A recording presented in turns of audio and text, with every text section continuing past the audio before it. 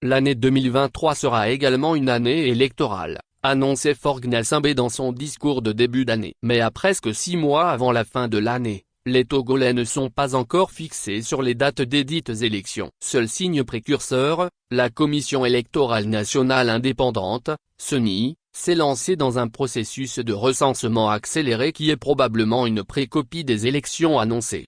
La législature actuelle du Togo prend fin cette année 2023. Il est donc impératif d'organiser de nouvelles élections législatives afin de renouveler l'Assemblée nationale togolaise. À cette élection, le gouvernement a décidé de joindre des élections régionales, décriées par de nombreux partis politiques et organisations de la société civile qui les jugent inopportunes. Mais il n'y a pas de doute que ces deux élections vont se tenir comme décidé par le gouvernement. Seulement, à quelques mois de la fin de l'année, aucune date n'est officiellement indiquée pour la tenue des dites élections. La CENI déclare avoir un agenda dont elle seule détient les contours. Pourtant, les élections législatives de cette année ne sont une surprise pour personne. L'institution en charge de l'organisation des élections au Togo devrait déjà annoncer aux citoyens et aux partis politiques la date de la tenue des élections législatives. Au Sénégal et au Gabon, les dates des prochaines échéances électorales sont déjà connues. Pour de nombreux observateurs, le Togo se dirige vers des élections à pas de charge. Dans un tel contexte,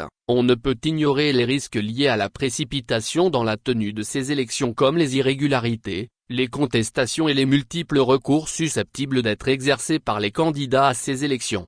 D'ores et déjà, la CENI a annoncé les couleurs de cette précipitation. Elle fait montre d'une surprenante impréparation dans l'organisation du recensement électoral qui va être clos demain mercredi 14 juin dans la dernière zone du pays. Plusieurs voix s'élèvent pour une reprise du processus dans la zone 1 où de nombreux Togolais n'ont pas pu s'enrôler sur les listes électorales.